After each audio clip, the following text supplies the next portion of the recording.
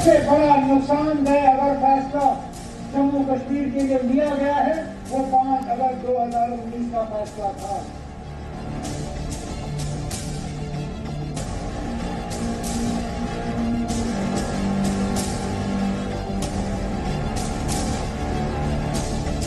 हमने तुम्हारा मुकाबला किया है और आगे भी करेंगे और इंशाअल्लाह जीत के दिखाएंगे तुमको।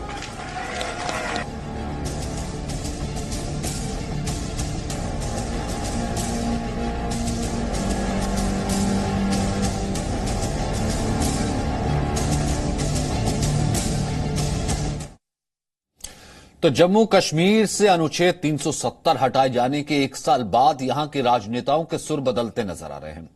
कोई अब सुलह की बात कर रहा है तो कोई प्रेशर कुकर के फटने की धमकी दे रहा है। ये वही लोग हैं जो लोग कई बार भारत विरोधी बयान दे चुके हैं।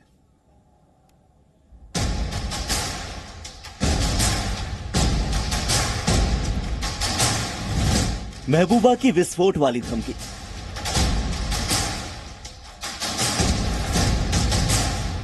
उमर की बच्चों वाली ब्लैकमेलिंग,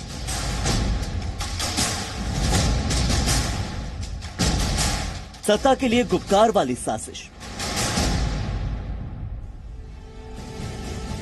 जम्मू कश्मीर में 370 के नाम पर राजनीति करने वालों को समझ में नहीं आ रहा कि वो अपनी खोई हुई जमीन वापस कैसे पाए। और यही वजह है कि अनुच्छेद 370 को खत्म किए जाने के 1 साल बाद भी यहाँ के राजनेता इसी कोशिश में हैं कि किसी तरह से पुरानी स्थिति बहाल हो जाए ताकि सत्ता उनके इर्द गिर्द रहे और अलगाववाद को घाटी में पैर पसारने का मौका मिल जाए।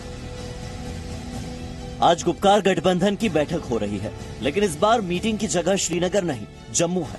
बैठक से ठीक पहले फारूक अब्दुल्ला और उमर अब्दुल्ला ने अनुच्छेद 370 की वापसी पर जोर दिया।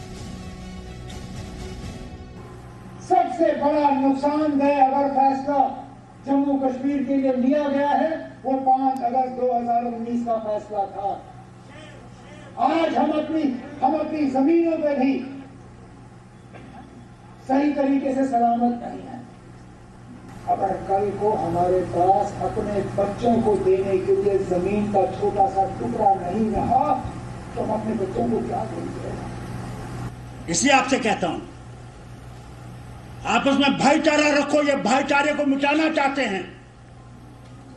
ये मुसलमान को जिस तरह अंग्रेजों ने किया, एक अखाड़े में मुसलमान को रखा, एक में हिंदू को, एक में सिख को, एक में ईसाई, तोड़ मोड़ करके जिंदा रहना चाहते हैं। उधर पीडीपी अध्यक्ष और जम्मू कश्मीर की मुख्यमंत्री रह चुकी महबूबा मुफ्ती ने केंद्र सरकार को सीधे सीधे धमकी ही दे डाली। महबूबा ने कहा, उन्होंने लोगों की आवाज को दबा दिया है और उन्हें बात करने की अनुमति नहीं दे रहे हैं। ये एक प्रेशर कुकर की तरह है, लेकिन जब प्रेशर कुकर में विस्फोट होता है तो ये पूरे घर को जला देता है। गुपकार गठबंधन में शामिल पार्टियां अनुच्छेद 370 को लेकर कभी नसीहत देती हैं तो कभी धमकी। जम्मू कश्मीर के लिए नए भूमि कानून को लेकर नेशनल कॉन्फ्रेंस और पीडीपी परेशान है, लेकिन ये परेशानी जम्मू कश्मीर के आम लोगों के लिए नहीं। दरअसल इन्हें अपना राजनीतिक आधार खिसकने का डर है। दरअसल गुपकार कमेटी में शामिल दलों ने कभी ये नहीं सोचा था कि अपनी जमीन से बेदखल हुए कश्मीरी पंडितों की भी कोई पीड़ा रही होगी। जम्मू कश्मीर पर लंबे वक्त तक राज करने वालों ने कभी ये क्यों नहीं सोचा कि वहां के पंडित किस हाल में हैं? किसी की भी आंखों में घाटी में हिंदुओं की हिंसा पर आंसू क्यों नहीं बहे? आखिर कश्मीर से बेदखल हुए 4 लाख से ज्यादा पंडितों के लिए किसी ने कभी कोई कोशिश क्यों नहीं की? ब्यूरो रिपोर्ट, जी मीडिया।